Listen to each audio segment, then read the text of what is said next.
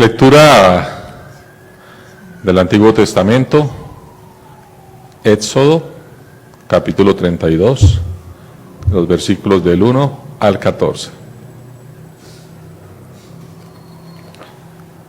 Al ver el pueblo que Moisés tardaba en bajar del monte, se reunió en torno a Aarón y le dijo: «Anda, haznos un Dios que vaya delante de nosotros, pues no sabemos qué ha sido de ese Moisés que nos sacó del país de Egipto». Aarón le respondió: «Quitad de las orejas los pendientes de oro de vuestras mujeres, hijos e hijas, y traédmelos».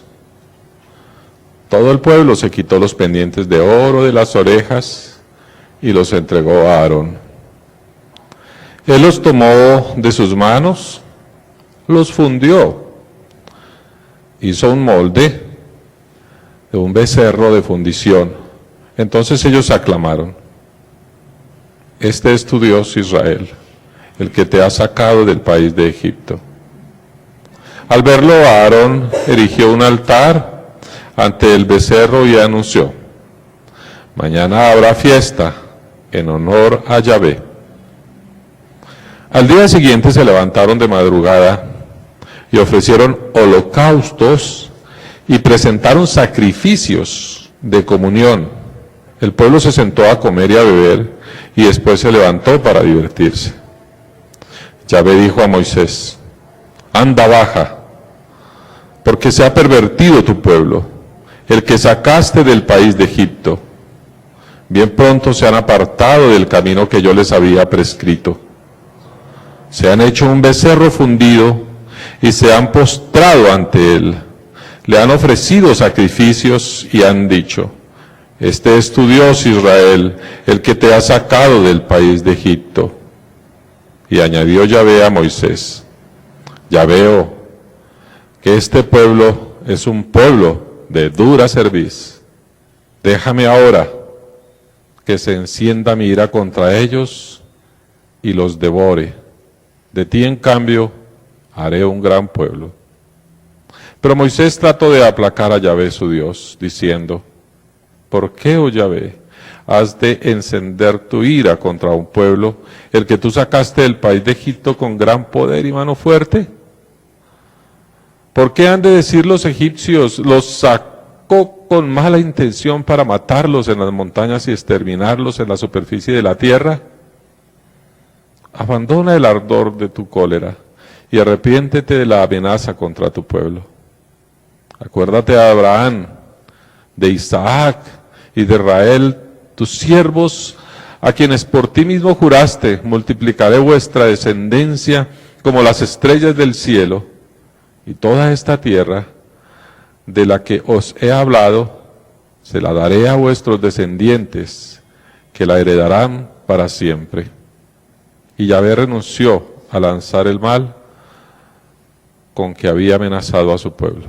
Esta es palabra de Dios. Voy a leer el Salmo 106, del 1 al 6, y después del versículo 19 hasta el 23. Aleluya. Alabad a Jehová porque Él es bueno, porque para siempre es su misericordia. ¿Quién expresará las poderosas obras de Jehová?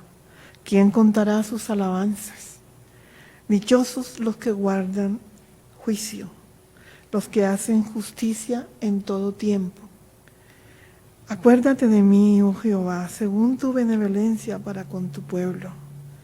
Visítame con tu salvación, para que yo vea el bien de tus escogidos, para que me goce en la alegría de tu nación y me gloríe con tu heredad. Pecamos nosotros como nuestros padres. Hicimos iniquidad, hicimos impiedad. Hicieron becerro en Horeb, se postraron ante una imagen de fundición, así cambiaron su gloria por la imagen de un buey que come hierba. Olvidaron al Dios de su salvación, que había hecho grandezas en Egipto, maravillas en la tierra de Cam.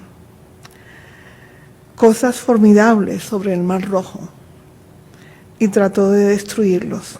De no haberse impuesto Moisés su escogido delante de él, a fin de apartar su indignación para que no los destruyese.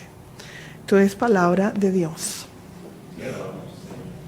Nuestra tercera lectura, Filipenses 4, versículos 1 al 9.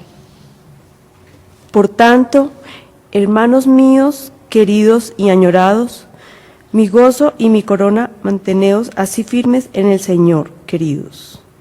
Ruego a Evodia, lo mismo que a Síntique, tengan un mismo sentir en el Señor. También te ruego a ti, Cícigo, verdadero compañero, que las ayudes, ya que lucharon por el Evangelio a mi lado, lo mismo que Clemente y demás colaboradores míos, cuyos nombres están en el libro de la vida. Estad siempre alegres en el Señor, os lo repito, estad alegres. Que vuestra mesura sea conocida de todos los hombres, el Señor está cerca. No os inquietéis por cosa alguna, antes bien, en toda ocasión, presentad a Dios vuestras peticiones, mediante la oración y la súplica, acompañadas de la acción de gracias. Y la paz de Dios, que supera todo conocimiento, custodiará vuestros corazones y vuestros pensamientos en Cristo Jesús. Por lo demás, hermanos, todo cuanto hay de verdadero, de noble, de justo, de puro, de amable, de honorable, todo cuanto sea virtud y cosa digna de elogio, todo eso tenedlo en cuenta. Todo cuanto habéis aprendido y recibido y oído y visto en mí, ponerlo por obra y el Dios de la paz estará con vosotros. Esta es palabra de Dios. El Evangelio de hoy lo vamos a leer del libro de Mateo, el capítulo 22 de los versos 1 al 14. Jesús volvió a hablarles en parábolas y les dijo: el reino de los cielos es como un rey que preparó un banquete de bodas para su hijo. Mandó a sus siervos que llamaran a los invitados, pero estos se negaron a asistir al banquete. Luego mandó a otros siervos y les ordenó: digan a los invitados que ya he preparado mi comida. Ya han matado mis bueyes y mis reses cebadas, y todo está listo. Vengan al banquete de bodas. Pero ellos no hicieron caso y se fueron, uno a su campo, otro a su negocio. Los demás agarraron a los siervos, los maltrataron y los mataron. El rey se enfureció, mandó su ejército a destruir los asesinos y a incendiar su ciudad. Luego dijo a sus siervos: el banquete de bodas está preparado, pero los que invité no merecían venir. Vayan al cruce de los caminos e inviten al banquete a todos los que encuentren. Así que los siervos salieron a los caminos y reunieron a todos los que pudieron encontrar, buenos y malos. Y se llenó de invitados el salón de bodas. Cuando el rey entró a ver a los invitados, notó que allí había un hombre que no estaba vestido con el traje de boda. Amigo, ¿cómo entraste aquí sin el traje de boda?, le dijo. El hombre se quedó callado.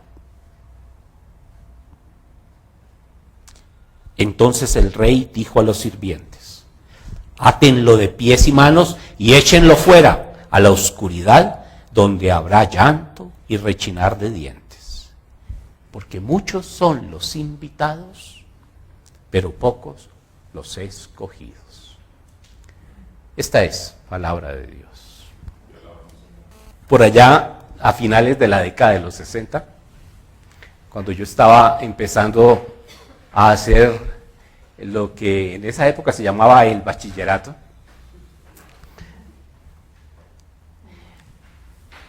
Allá en Cali, donde yo vivía, pues en esa época el colegio tenía doble jornada, en la mañana y en la tarde. Entonces uno iba al mediodía a la casa a almorzar. Y había una emisora que se llamaba La Voz del Valle. Y a la 1 de la tarde, ellos tenían un espacio en donde pasaban cuentos infantiles. Y uno, pues, almorzaba y se preparaba para irse al colegio, y yo me sentaba a escuchar en la radiola, que en esa época era de tubos, ¿cierto? La radiola, me sentaba a escuchar los cuentos de La Voz del Valle. Y había un cuento que todos lo conocemos, todos, sí, creo que todos, y que se llamaba El traje nuevo del emperador. Y había un emperador que tenía un gusto desmesurado por los vestidos. Y todo su interés se centraba en los vestidos, decía el cuento. Tanto interés tenía que hasta olvidaba sus tareas cotidianas como emperador, como por ejemplo estar atento a las cosas del imperio, de los ejércitos. Su único interés era ver vestidos nuevos, trajes nuevos.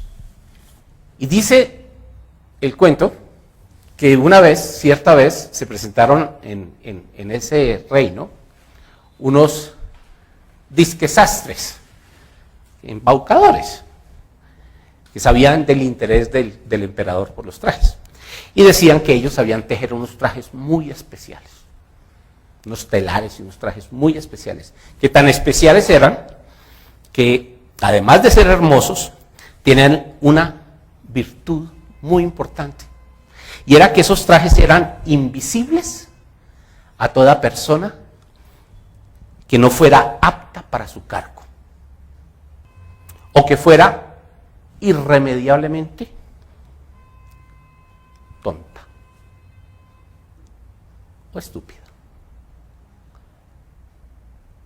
Esos no podían ver el traje. Por supuesto que el emperador inmediatamente pensó: ¡oh, qué interesante! Un traje así. De esa manera yo podría identificar cuál de mis súbditos me está apto para el cargo, o cuál de ellos es un tonto. Entonces, claro, lo obvio fue que le dijo a los sastres: háganme un traje. Y los sastres empezaron a hacer el traje. Y hacían pues toda la pantomima, ¿no? Porque era un traje que era invisible.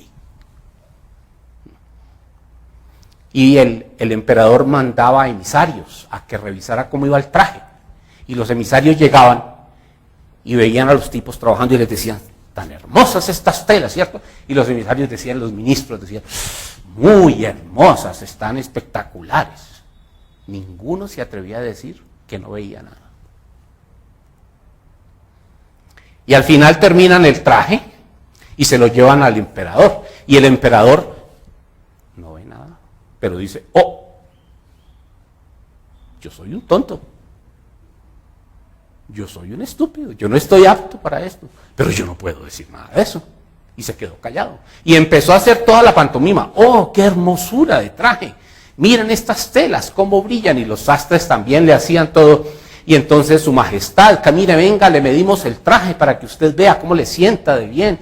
Y toda la cosa. Y el emperador no decía absolutamente nada, a pesar de que no veía nada. Y todos los súbditos a su alrededor exactamente igual. Y se pone el traje y sale a la calle a mostrarle a toda la gente su traje nuevo, que era invisible a los ojos de los tontos, o los ineptos, o los estúpidos. Y toda la gente: ¡oh, qué hermosura de traje, señor! ¡Qué hermosura! ¿Cómo le queda de bien? Todo el mundo igual. De pronto un niño llega y lo ve, llega y dice: pero si no tiene nada. el emperador no tiene ningún traje. Y a partir de ahí, toda la gente empezó a decir, si el niño lo está diciendo, es porque es así. Y todos entonces llegaron a la convicción de que no es que fueran tontos o estúpidos, eran que habían sido embaucados. Todo el tema se transa en el traje y lo que uno puede ver a través del traje. El Evangelio de hoy habla sobre invitaciones, bodas, trajes y cosas por el estilo. ¿Qué tendrá que ver? Cuando hoy en día a nosotros nos llega una invitación a una boda, ¿qué es lo primero que pensamos? ¿Qué es lo primero que piensan las señoras? ¿Qué me voy a poner? ¿Cierto? Y entonces lo primero que dice es, no tengo nada que poner. ¿Y cuál es la segunda expresión? Voltea y le dice a su esposo, ¿y cuál es tu traje? ¿Y qué te vas a poner? Bueno, creo que el tema de hoy está alrededor de eso. ¿Cuál es tu traje? ¿Cuál es tu traje?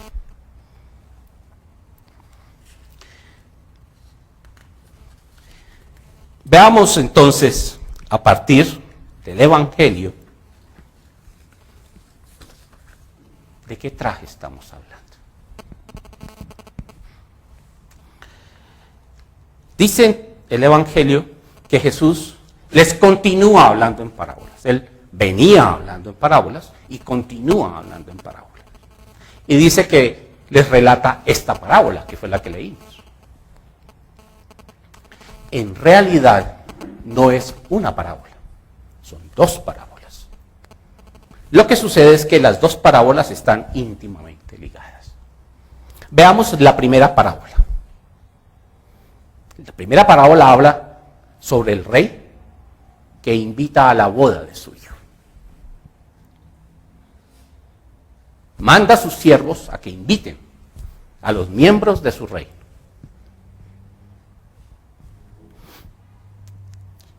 En la época de Jesús, las bodas eran, después de los eventos religiosos, eran el evento más importante. Era un evento lleno de mucha alegría y de mucha trascendencia. Y la razón era obvia. Era el paso, el primer paso, para empezar a recibir la promesa de Dios, que era la descendencia. Por eso era muy importante. Recordemos que de las 3 promesas que Dios le hace a Abraham, la primera que le dice es, y tendrás descendencia. Entonces, la boda era muy importante en el mundo judío por esa razón, que era empezar a recibir la bendición de Dios. Por eso era motivo de mucha alegría y era un evento supremamente trascendente. Pero en esa época se invitaban a las bodas, se anunciaban las bodas, pero no se decían cuándo. Solo se anunciaba que iba a haber boda. Y a partir de allí empezaban los preparativos. Y cuando ya estaban listos los preparativos, entonces ya decían, bueno, entonces vengan, que ya se va a celebrar la boda. Por esa razón, la parábola de Jesús habla sobre que el rey anuncia la boda de su hijo y va y les dice a los siervos que inviten a los miembros de su reino. Pero esos miembros del reino, dice, no le hacen caso. Uno se va al campo y el otro se va a su negocio. Es decir, van a sus actividades cotidianas. No les llama la atención la boda del hijo del rey. Tienen más interés en sus cosas cotidianas. El rey se enfurece y dice que manda a los ejércitos a que quemen esa ciudad. Es muy probable que este fragmento, este pedacito de la parábola, no haya sido expresada por Jesús. No era muy del pensamiento de Jesús. Es más probable que haya sido un evento puesto por el evangelista de Mateo. Porque recordemos que el evangelio se escribe después de que Jerusalén ha sido quemada por Roma, por el emperador. Es claro entonces que en la parábola, sí hay un interés de Jesús, como en todas sus parábolas, de tocar al auditorio, de simbrar el auditorio. Y dentro de la escritura, ya el evangelista dice, recuerden ustedes entonces que se destruye por no haber aceptado la invitación a la boda, mire lo que les sucedió. Si miramos la parábola, vamos a ver que encontramos allí por lo menos dos grandes enseñanzas. Una muy para el mundo judío y otra más de carácter universal. Evidentemente Jesús lo que le está diciendo a su auditorio es algo así como la continuidad de la parábola que vimos hace 8 días, expresada por Magdalena, la de los labradores. Él estaba con esta parábola como reforzando, como remachando la queja que les estaba diciendo a los judíos. Ustedes tenían el viñedo y no han hecho su trabajo como debía ser. Ustedes han sido los elegidos a la boda, al acto de más alegría, y no han aceptado la invitación. A pesar de haber sido elegidos, no han aceptado esa invitación. Por esa razón, miren lo que les va a suceder. Van a ser destruidos.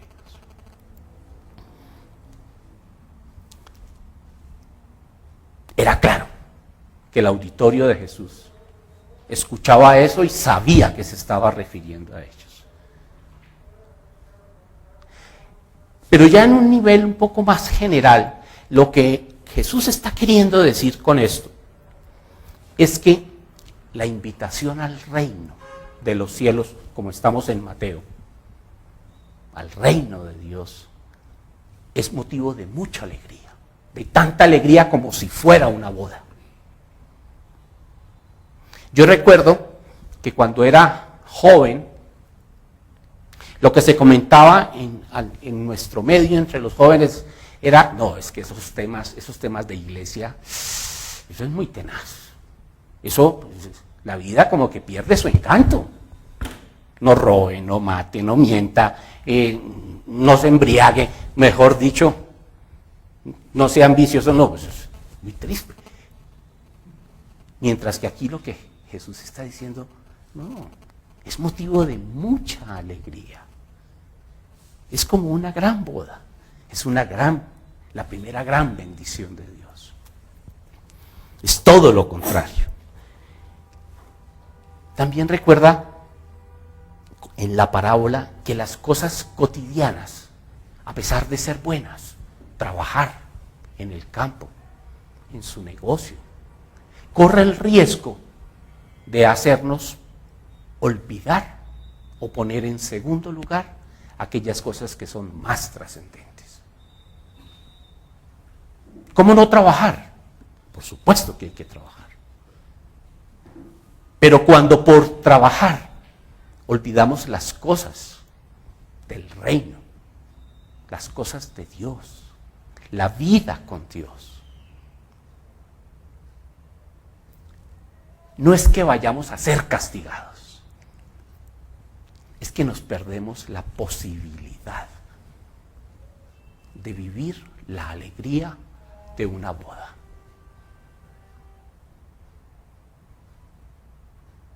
Y es un llamado muy importante de Jesús, porque pensemos un poco en la mentalidad judía. Cojamos los proverbios, por ejemplo, todo lo que invita el proverbio al trabajo, y todos los libros sapienciales.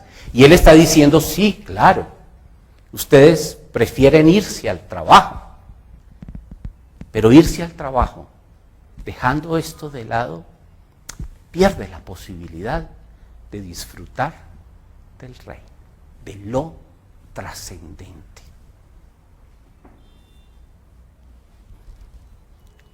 Finalmente, eso no es tanto un castigo. El tema de los ejércitos sí es una consecuencia física de un evento, pero quizá en el fondo lo que está queriendo decir ya el evangelista de Mateo al poner este texto ahí es que si ustedes no hubieran sido tan beligerantes, tan aireados, si ustedes hubieran escuchado a este Jesús que habla de ser apacible, que habla como sigue hacia adelante de que una cosa es el César y otra cosa es Dios, quizá, dice, quizá no los hubieran destruido. Entonces, esa condición de volvernos, de darle preponderancia a lo que vivimos cotidianamente como nuestro trabajo, que nos lleva a defender con patas y manos esas cosas, en ocasiones corre el peligro de hacernos olvidar lo relevante, que es la vida del reino. Recuerda también la parábola que la invitación a esta boda es un regalo, es una gracia, que los que fueron elegidos no lo aceptaron y que por eso el rey llega y le dice a sus siervos, vayan a los caminos y todo aquel que se cruce, invítenlo. Y ellos se van y llaman a buenos y malos. Sí, Jesús está queriendo decir ahí los gentiles y los pecadores. Señores judíos, señores de Israel, ustedes han desperdiciado esta opción. El Padre invita entonces a los gentiles, a los pecadores, a que vengan a este reino, a que vengan a esta gran boda, pero a que vengan a la boda de su Hijo. Es mediante la boda de su Hijo que ustedes van a disfrutar del reino. Una parábola muy interesante para el auditorio de Jesús y para el auditorio de Mateo. La segunda parábola es distinta a esta, pero está íntimamente ligada. Y es aquella, como leíamos en el texto, que dice que llegan los invitados, los malos y los pecadores. Están allí los invitados y de pronto hay uno de ellos que no tiene el traje adecuado. Y se acerca al rey y le dice, amigo, ¿cómo entraste tú aquí sin el traje de boda? Y el hombre se queda callado. ¿Qué va a decir? Y por esa razón manda que lo saquen de la celebración. En la tradición judía, los rabinos de la época de Jesús tenían dos parábolas, dos historias que alguna relación tenían con esta. Una de ellas hablaba sobre que había un rey que invitaba a una boda, pero no decía cuándo. Solo les dice, ustedes lávense, purifíquense, pónganse el traje y estén listos. Yo les avisaré cuándo. Y dice la parábola de los rabinos que los prudentes inmediatamente se preparaban diciendo, en algún momento nos llamarán y nosotros debemos estar listos para poder asistir. Entonces se lavaban, se purificaban y estaban listos para ir al banquete. Y los insensatos decían, eso se va a demorar mucho. Entonces yo sigo haciendo aquí mis cosas y como se va a demorar, apenas me llamen yo alcanzo a prepararme y me voy. y de un momento a otro llega y dice el rey, ya está listo el banquete, y abre las puertas del palacio, y los que estaban allí, los prudentes, entran, y los insensatos no pueden entrar. La otra parábola de esa época es que había un rey que dice, voy a hacer una boda, pero entonces voy a darles a ustedes unos trajes para que me cuiden los trajes. Cuando yo necesite los trajes, ustedes me los dan. Los prudentes cogieron y guardaron los trajes, conservándolos, porque dijeron, en cualquier momento el rey nos pide el traje y está listo para que él lo pueda usar. Mientras que otros, los insensatos, se pusieron los trajes y se fueron con ellos a trabajar.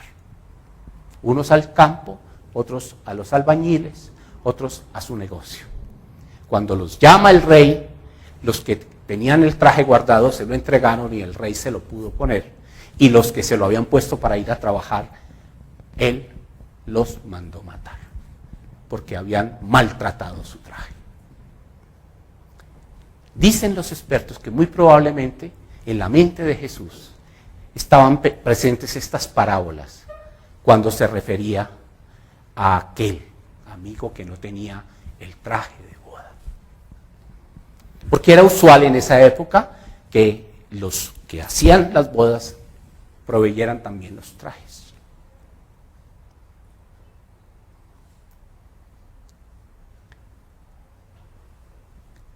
Y también aquí entonces surge algunas ideas. Sí, efectivamente, los gentiles y los pecadores están invitados, han sido invitados. Pero para entrar a esa boda deben tener el traje adecuado. No pueden seguir con el mismo traje con que estaban haciendo sus tareas, sus trabajos. Deben venir. Se les va a proveer el nuevo traje y ese traje deben usarlo. También podría decirlo, este regalo se les da, es un regalo, es una gracia, pero no solo eso, dárselo y recibirlo implica también adquirir una responsabilidad. No se puede seguir viviendo como se vivía antes de encontrarse con Jesucristo, de aceptar el ingreso al Rey. Debe vestirse de una nueva ropa, de pureza, de bondad, de santidad.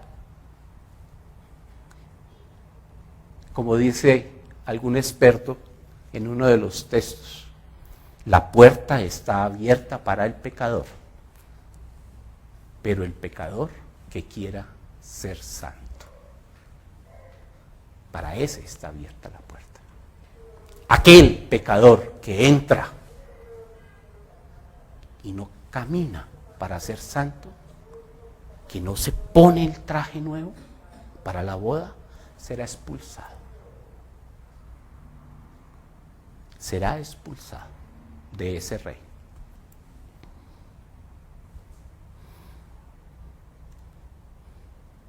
Muy probablemente también querría decir que aquel que quizá,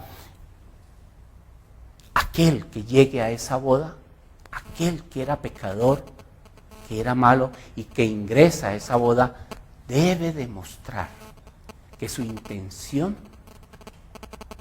va más allá de la simple fiesta, que su intención es cambiar el traje viejo por el traje nuevo.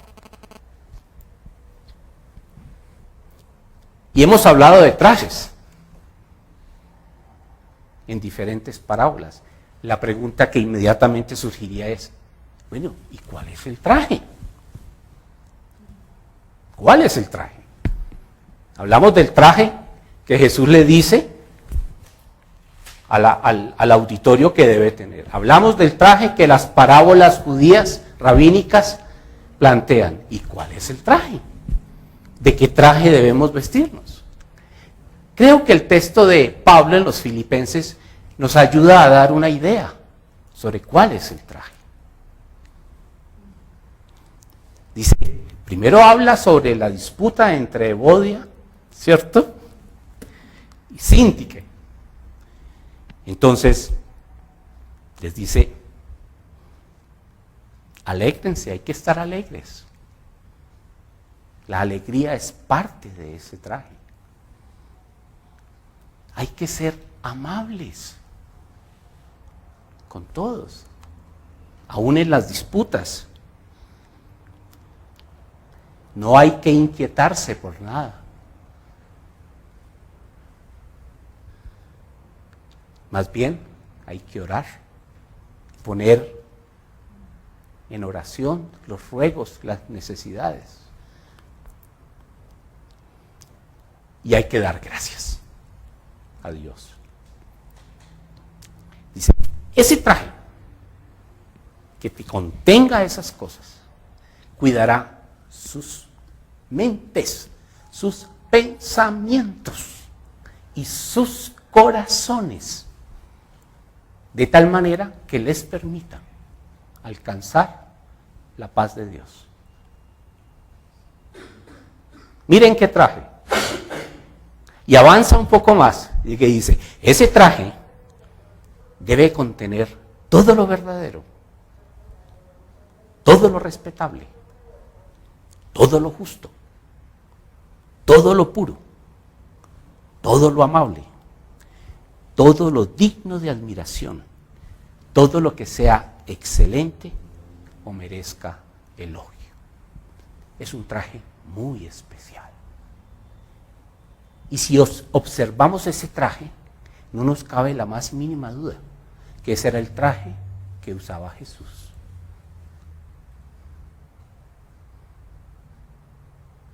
Ese era el traje que usaba Jesús.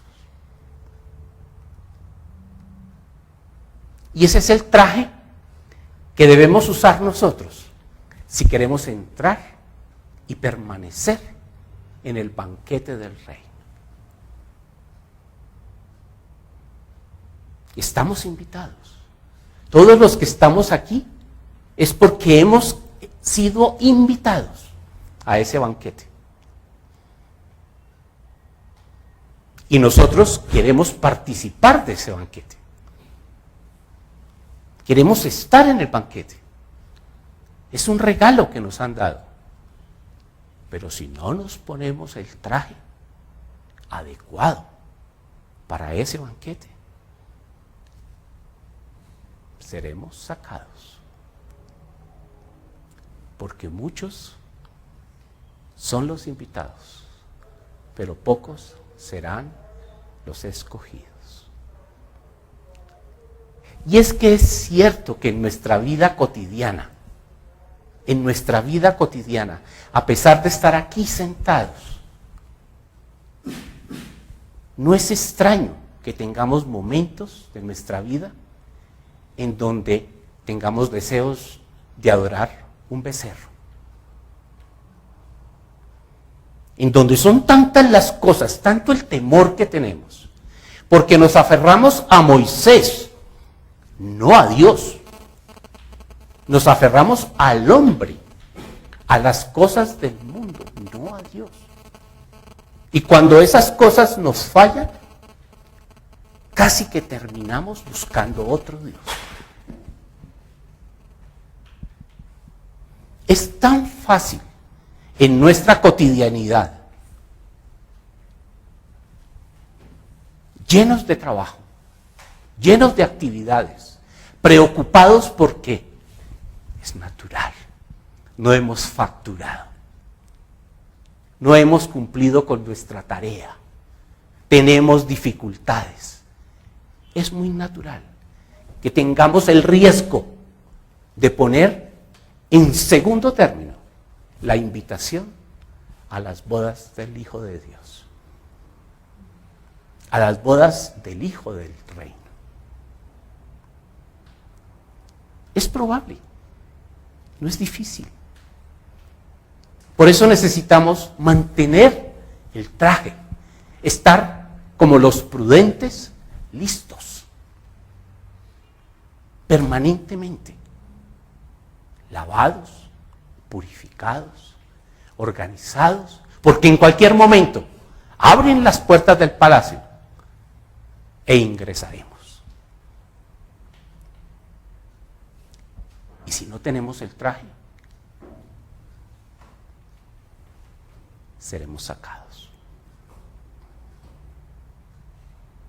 Pareciera que no es una frase a la que estamos acostumbrados, pero es real. Y no es porque seamos sacados físicamente, es porque en el fondo nos sacamos nosotros mismos. No es que Dios nos saque a nosotros por no tener el traje, es que la ausencia del traje nos inhibe a nosotros mismos de disfrutar del banquete del Rey. No olvidemos el traje.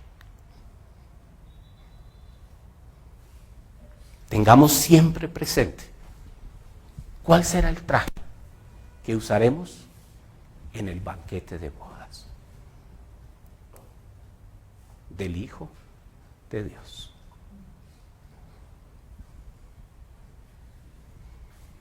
Esta es palabra de Dios.